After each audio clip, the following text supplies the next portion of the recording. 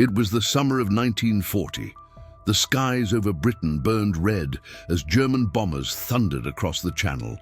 The world believed the RAF was finished. But then, something extraordinary happened. The airfields the Germans thought they had destroyed vanished. Bases turned into farms, hangars became barns, and from those empty fields, British fighters still rose to meet the enemy. What the Luftwaffe didn't know, what history almost forgot, is that an army of painters, artists, and magicians had turned war into illusion. This is the untold story of how the RAF hid its airfields and fooled Hitler's air force completely. A war fought not with bullets, but with imagination. The summer of 1940 was supposed to bring warmth and harvests across the English countryside. Instead, it brought fire. On the evening of September 7th, sirens wailed over London for the 57th time that month. Windows rattled, mothers hurried their children into underground shelters. The steady drone of German engines grew from the horizon like an approaching storm. In the dark sky above the Thames, the Luftwaffe arrived, hundreds of bombers in formation, escorted by Messerschmitt fighters glinting in the moonlight. Searchlights swept through the smoke like white swords, catching one, then another. Anti-aircraft guns barked from rooftops, their flashes reflected in the river below. The Battle of Britain had begun. From his post at Bentley Priory, Air Chief Marshal Hugh Dowding watched radar screens glowing faintly in the dark. Each flicker meant another enemy group crossing the Channel. Britain stood alone, France had fallen, and the United States was still an ocean away. The question that haunted the War Cabinet was simple. Could this small island survive the storm? Every day, the Royal Air Force scrambled its young pilots, many barely out of school, to intercept the waves of bombers. The fields of Kent and Sussex shook with the roar of Merlin engines as Spitfires and Hurricanes clawed their way upward. Some never returned.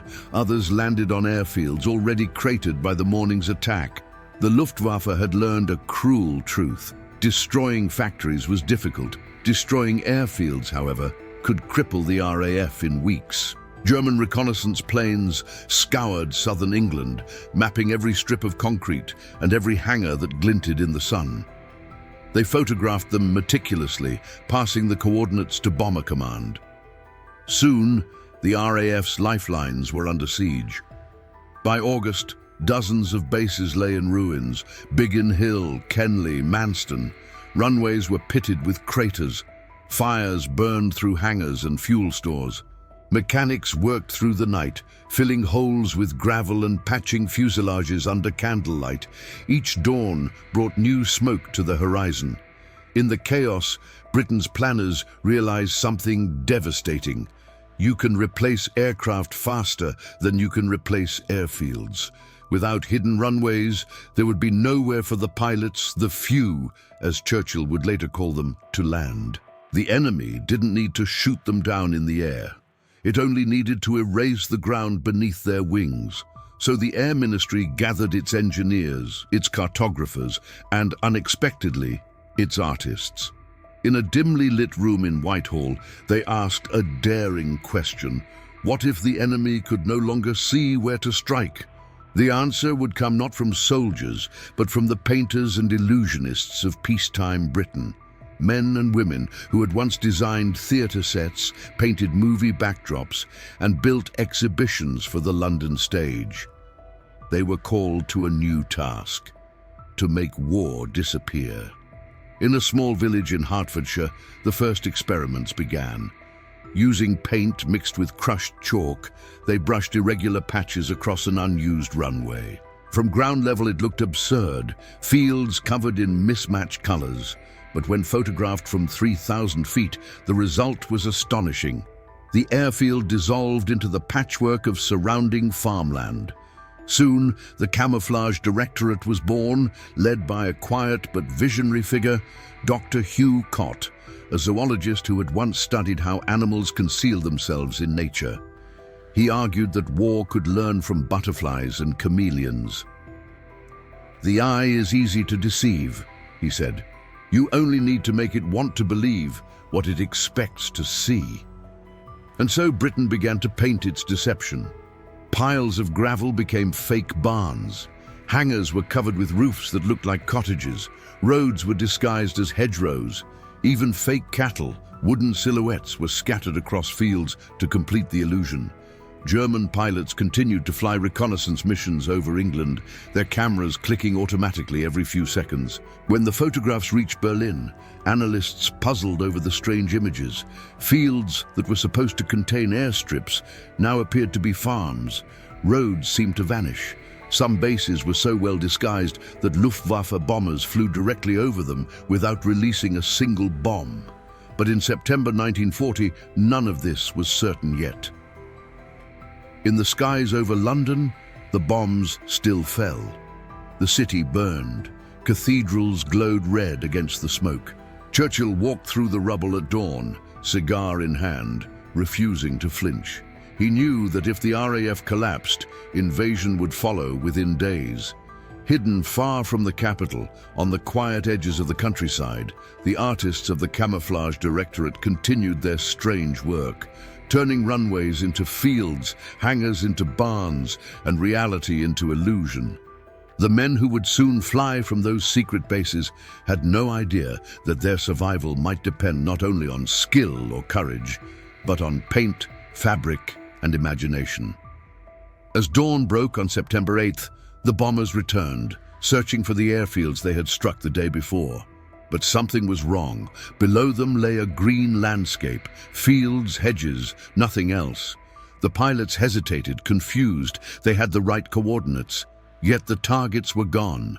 The Battle of Britain would rage on for months, but that morning marked the beginning of a new kind of warfare, one fought not with bullets or fire, but with perception itself. And so, in a war ruled by machines, Britain's greatest weapon became something invisible, the art of disguise. When the first wave of Luftwaffe bombers left southern England in ashes, the Air Ministry realized that defending the skies was only half the battle. The other half had to be fought on the ground, in silence, with brushes, canvas, and deception. At the heart of this invisible campaign stood an unlikely alliance of minds: engineers, architects, painters, and magicians. They were gathered inside the grey buildings of Whitehall, under the newly formed Camouflage Directorate, led by eccentric visionaries like zoologist Dr. Hugh Cott and artist William Coldstream. Their mission? To make Britain's airfields disappear. The task seemed impossible. The RAF's bases stretched across the countryside, wide and flat, perfect targets visible from miles above. The Luftwaffe's reconnaissance cameras, mounted on Ju-88s and Do-17s, could capture entire landscapes in crisp black and white frames. The Germans studied those images obsessively, tracing runways, counting hangars, and marking fuel dumps. Every identifiable shape on the ground became a death sentence. So the Directorate had to unlearn everything it knew about design. The beauty of symmetry, once a mark of British precision, was now dangerous. Runways could no longer be straight ribbons cutting through the fields. Buildings could not stand in neat rows. Order had to become chaos. They began with color. Aerial photographs of English farmland showed endless textures of browns and greens, divided by hedgerows and dirt roads. Using those patterns, the artists created enormous stencils, laying down paint across runways in irregular, organic shapes. What looked like madness on the ground transformed into brilliance from above, a living illusion of patchwork farms. The first tests astonished the commanders. From the cockpit of a reconnaissance Spitfire flying 5,000 feet up, a fully operational airfield near Norfolk appeared as nothing more than scattered fields and barns. Even the shadows were managed. Tall structures were given false roof lines or canvas extensions that distorted their silhouettes. But paint was only the beginning. The team built dummy farms over the roofs of hangars. Wooden fences, hay bales, even fake laundry lines flapped in the wind, all designed to trick the human eye and the mechanical lenses of enemy cameras. They called it visual silence, the art of making something large look utterly ordinary. And then came the great deception, the Q sites and K sites, the decoy airfields. If the Luftwaffe wanted targets, Britain would give them plenty, but not real ones. Across the countryside, miles from active RAF bases, crews constructed entire fake airfields, wooden planes parked neatly on imitation tarmac, painted runways, and even flickering lamps to mimic night landings. From a bomber's altitude, these sites looked perfect. The enemy took the bait again and again. One of the first successful decoys stood near the village of Shepherd's Grove. When the Germans attacked it, they dropped more than 50 bombs, all on cardboard aircraft and painted sheds. Not a single life was lost. Miles away, the real airfield continued to launch fighters into the dawn sky. Inside the Directorate, reports of such victories spread like secret gospel. Every saved airfield meant another day Britain could fight. The illusionists of war worked tirelessly, sketching new camouflage layouts by hand, testing paint that matched the hue of real soil, measuring sunlight angles to predict shadows at different hours. Theirs was a war of pencils, not rifles. Dr. Cott, ever the biologist, compared his work to the patterns of moth wings. Nature has been hiding from predators for millions of years, he said. Now we are doing the same, hiding from predators with propellers. Meanwhile, the Luftwaffe analysts grew frustrated. Reconnaissance photographs sent to Berlin contradicted one another. An airfield visible one week had vanished the next. Some bases appeared to move, others seemed to multiply. Commanders accused their map-makers of incompetence. But the truth was simpler. Britain had turned itself into an optical labyrinth. Yet, the strategy's success depended on secrecy. Few pilots knew their bases were camouflaged. From the ground, it looked ridiculous. Patches of paint, fake cows, and wooden sheds that fooled no one at eye level. But from the heavens, the illusion held perfectly. And the results were undeniable. By late 1940, Luftwaffe bombers were wasting tons of explosives on empty fields and decoys. German intelligence estimated RAF losses at triple their actual numbers. Every false report that reached Berlin was a small, silent victory. But these illusions came at a cost. The men who built them worked through bomb raids, hammering in the dark as real explosions thundered miles away. They couldn't reveal their mission, even to family. If the secret leaked, the entire network of deception would collapse. Still, they persisted. In the words of one anonymous architect, found in a wartime diary decades later, "We are not soldiers, yet we fight. Our weapons are brushes and boards. Our enemy is sight itself." As 1940 turned to 1941, the invisible war intensified. The Luftwaffe began night raids, and Britain responded with starfish sights, elaborate nighttime illusions that mimicked burning cities to draw bombers away from real targets. The line between truth and falsehood blurred in the smoke of war. The Air Ministry called it strategic deception, but to those who lived it, it felt like something more mystical, as if Britain had wrapped itself in a cloak woven from courage and creativity. While the world watched dogfights in the skies, the quieter heroes, the painters, the builders, the thinkers, were ensuring that the RAF still had a place to land. The battle was shifting. The Germans had the numbers, the British had the illusion. And as one intelligence officer whispered in Whitehall late that year, staring at a map dotted with decoys, "They think they're bombing England, but half of what they hit doesn't exist." By the winter of 1940, the English countryside no longer looked the same. To the casual eye, it was still a quiet patchwork of green pastures, hedgerows, and scattered barns. But hidden beneath that ordinary landscape lay one of Britain's greatest secrets. the camouflaged airfields of the RAF. The illusion was breathtaking in its simplicity and brilliance.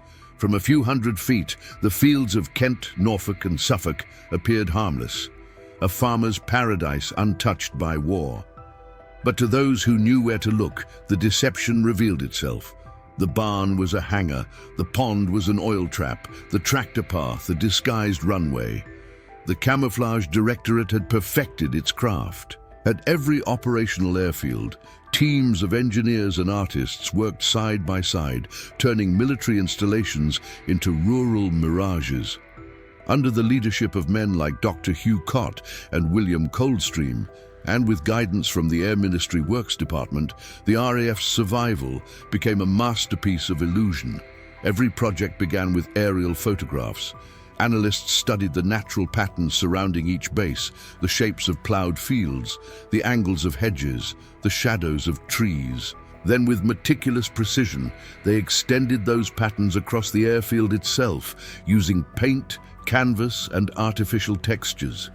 At RAF Coltishall, for example, the runways were overpainted in irregular tones of green, brown, and ochre, breaking up the straight lines that betrayed human design. When viewed from above, the airfield blended perfectly into the surrounding farmland. RAF Watton and RAF Lakenheath used similar techniques, creating patchwork camouflage that fooled even their own reconnaissance pilots. But it wasn't enough to hide the real bases. The Luftwaffe's eyes, those relentless cameras mounted on Heinkel bombers, demanded a distraction, and so Britain built false airfields. They were called Q sites by day and starfish sites by night. These decoy installations mimicked the look and feel of genuine RAF bases with astonishing accuracy. Wooden Spitfires and Hurricanes were arranged neatly along painted runways. Fuel tanks were replaced with barrels filled with water. The decoys even had mock control towers made of plywood and wire.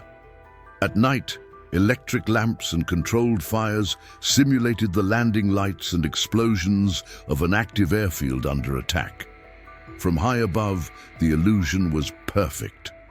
German bomber crews, believing they had found their targets, dropped their payloads onto empty ground. One of the most famous decoys stood near Sutton Bank in Yorkshire. During a night raid in early 1941, a German squadron released dozens of incendiary bombs over the airfield, igniting the decoy fires that had been deliberately arranged in advance. The real base, only a few miles away, remained untouched. The Luftwaffe's after-action reports proudly listed the target as destroyed.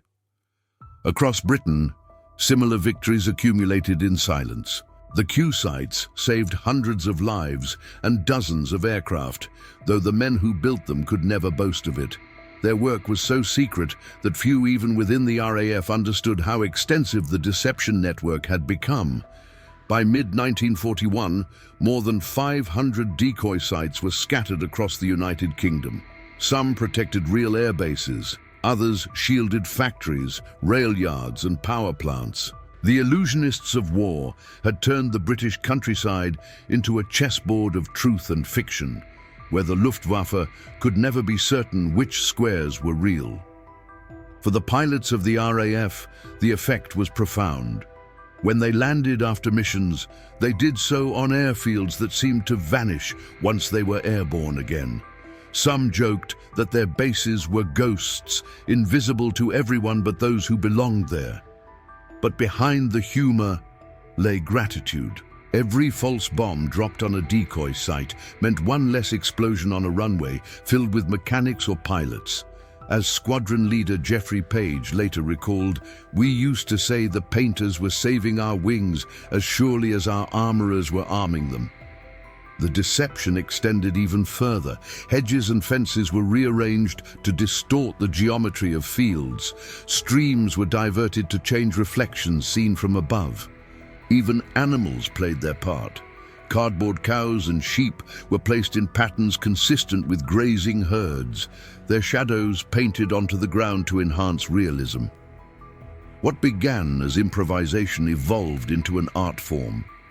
The British had turned camouflage into strategic storytelling, crafting a visual narrative that the enemy desperately wanted to believe. The Luftwaffe never truly recovered its faith in its own intelligence. Reports began contradicting each other. Some photographs showed airfields that shouldn't exist. Others revealed nothing but farmland, where a base had been spotted weeks earlier. Hitler's generals blamed faulty reconnaissance, never suspecting they were victims of a national illusion. The secret fields of the RAF became the quiet heartbeat of resistance. While Churchill's speeches stirred the nation, it was these unseen landscapes that bought the time needed to rebuild and rearm.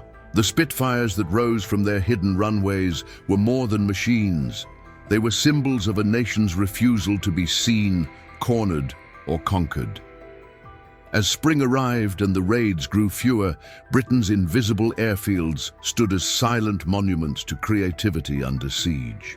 No medals would ever be pinned to the uniforms of those who painted barns or arranged fake sheep, but their legacy was written across the skies, in every German bomber that missed its mark. From the air, the enemy saw fields, but what they were really looking at was genius. By the spring of 1941, the German high command was growing restless. For months, the Luftwaffe had bombed Britain's countryside with fury and precision, yet the results made no sense. Reports from reconnaissance squadrons claimed airfields destroyed, hangars leveled, aircraft burned beyond repair. But when the next missions arrived, the same destroyed targets were operational again. Fighters still rose to intercept. Fuel depots still burned with fresh smoke. It was as if England had learned how to rebuild overnight. In truth, Britain hadn't rebuilt. It had disappeared. The Camouflage Directorate's invisible war was working beyond anyone's expectation. The deception had evolved from a defensive trick into a full-scale offensive strategy of confusion. Across England and Scotland, real airfields, factories and ports had vanished beneath an ocean of lies, replaced by illusions so convincing that even British pilots sometimes questioned what was real. Luftwaffe analysts pored over thousands of aerial photographs. They traced what they thought were runways, counted the black dots that looked like planes, and marked new targets for bombers. But their conclusions were disastrously wrong. They were studying painted lines, wooden aircraft, and fake shadows. One such deception took place near East Anglia, where the RAF had turned a working airfield into what looked like nothing but farmland. A parallel decoy site, built only 5 miles away, mimicked the base's outline in perfect scale.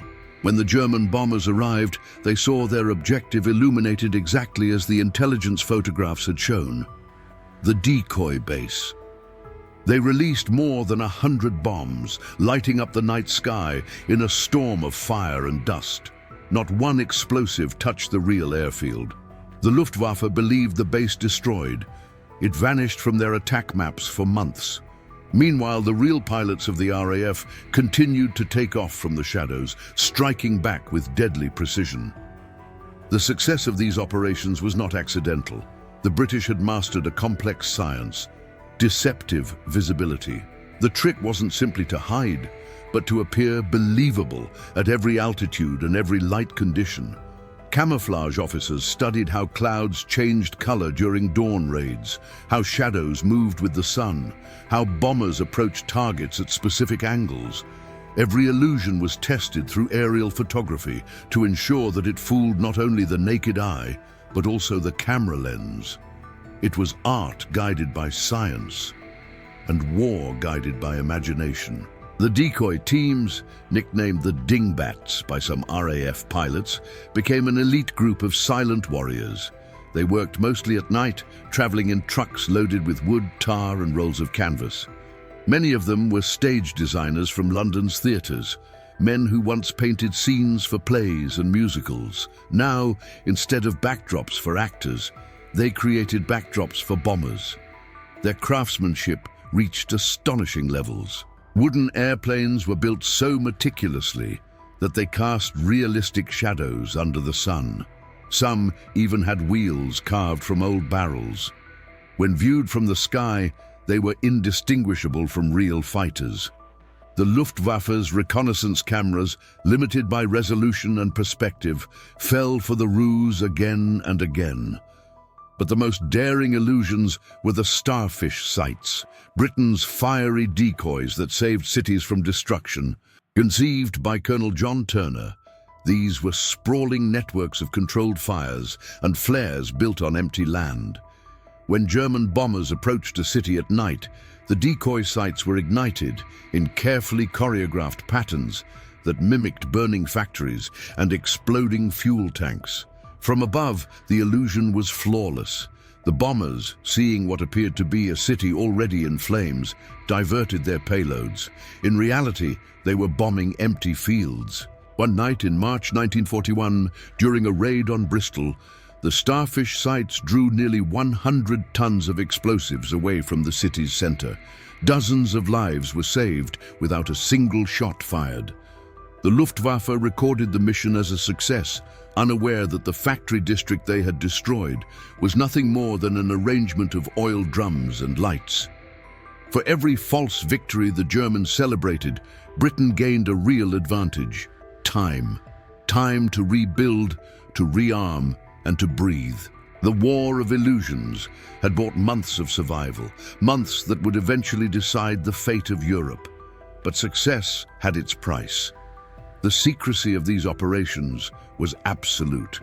Workers who built decoys could not reveal their purpose, even to loved ones. When they watched German bombs fall on their handiwork, they had to remain silent, knowing that their silence meant victory. Many were civilians who received no medals, no honors, not even public acknowledgement. They labored in anonymity, crafting deception that would never make the headlines. Still, the results were undeniable. By the end of 1941, German commanders began to suspect something was wrong. A report from Luftwaffe intelligence noted discrepancies between reconnaissance photographs and bomb damage assessments. Yet no one could explain them. The German war machine, built on precision and order, was being dismantled by chaos. Chaos designed in watercolor and plywood. In his diary, one RAF intelligence officer wrote, "We are fighting a war of ghosts. The Germans bomb what they think they see. We strike from what they cannot." The ghosts of Britain's invisible war turned the tide of perception. For the first time since Dunkirk, the British people began to believe they could endure. In pubs and homes across the island, news spread that the Luftwaffe was losing its edge. The myth of German invincibility cracked, not from force, but from illusion. The Luftwaffe's relentless bombardment slowed. Frustration grew in Berlin. Hitler shifted his attention eastward toward the Soviet Union, leaving the skies of Britain battered but unbroken.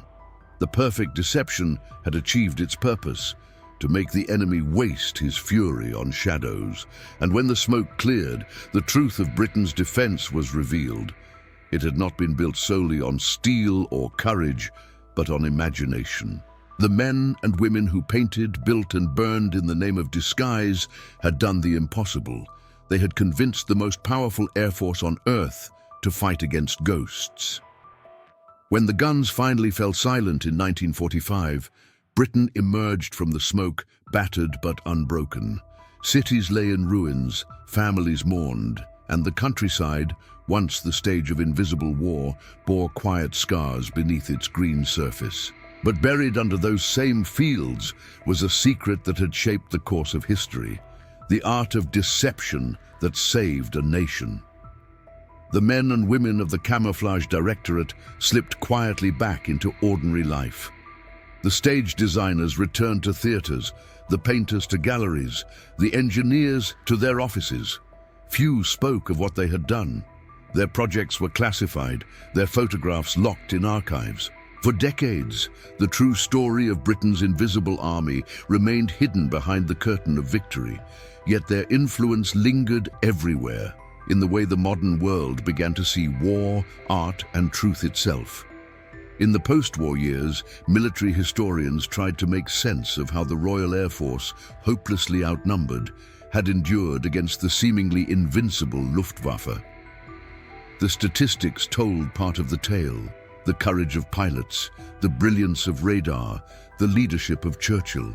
But when they reached the chapter on airfields, they found something astonishing: hundreds of supposed targets that had never existed. Aerial photos declassified in the 1960s revealed the full scale of the deception. Fields that German intelligence had marked as major RAF bases turned out to be empty meadows. Destroyed hangars were barns, burning factories were decoy fires. The illusion had been so complete that even Allied officers, reviewing their own maps after the war, struggled to separate fiction from reality. It was then that the public learned about the secret network of Q sites and starfish sites, the phantom airfields and burning illusions that had drawn thousands of bombs away from real cities. What had seemed like a minor wartime curiosity was, in truth, one of the most sophisticated deception programs ever attempted. The success of these operations reshaped military strategy forever. The lessons of camouflage, of blending, misleading, and manipulating perception became central to the doctrine of modern warfare. The British experiment in visual trickery evolved into a global philosophy of strategic deception. During the D-Day invasion of 1944, those very principles returned on a grander scale. Entire phantom armies, complete with inflatable tanks, fake radio transmissions, and wooden harbors, convinced the Germans that the Allied landings would strike Calais instead of Normandy. Many of the artists who had once disguised airfields now found themselves painting shadows for a new kind of battle. One fought in the mind before it was ever fought on land. Their methods were studied across continents. In the decades that followed, militaries and intelligence agencies refined the craft: radar deception, dummy installations, false signals. Even in the age of satellites and digital warfare, the essence of their lesson endured. Seeing is not believing. But beyond tactics and strategy, the story of Britain's invisible airfields carried a deeper meaning. It was proof that imagination could stand against brutality, that creativity could be as vital as courage. The same ingenuity that once built cathedrals and composed symphonies had, in Britain's darkest hour, become a weapon of survival. In 1979, a farmer ploughing land near Kent uncovered fragments of steel and wood buried beneath the soil. Archaeologists identified them as remnants of a wartime decoy, pieces of a fake aircraft built to be destroyed. The discovery sparked a wave of interest, and soon small museums began to tell the story of the artists of camouflage. Veterans who had once sworn secrecy finally spoke. Many were elderly, their hands trembling as they recalled painting fields at night or igniting controlled fires while bombs fell in the distance. One of them, a technician named Arthur Wills, described his experience in a BBC interview. "We never fired a gun, but every time the Germans dropped a bomb on one of our sites, we felt we'd fought a battle and won it. We were defending our people, just with paint instead of bullets." His words resonated with a generation that had grown up believing war belonged only to soldiers. The revelation that art had saved lives, that illusion had become armor, changed how people remembered those years. It expanded the definition of heroism. Today, satellite images still reveal the faint outlines of those old decoy sites across Britain. Strange geometric patterns in the grass, invisible from the ground but clear from the sky. They are quiet memorials, not of destruction, but of imagination. Historians now regard Britain's camouflage campaign as one of the earliest examples of psychological warfare, a turning point where technology met creativity and intellect triumphed over might. When asked years later what had truly won the Battle of Britain, Air Chief Marshal Hugh Dowding reportedly replied, "It was not only the courage of our pilots, but the cunning of our people. The Germans saw what we wanted them to see, and nothing more."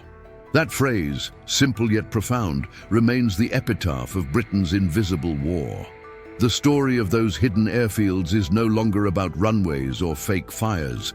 It is about a nation that learned to fight by refusing to be seen, a people who used deception not to dominate, but to endure.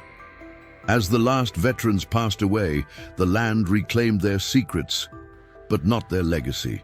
Every painted field, every wooden aircraft, every fake explosion was a whisper of defiance, proof that victory sometimes belongs not to those who strike hardest, but to those who think differently.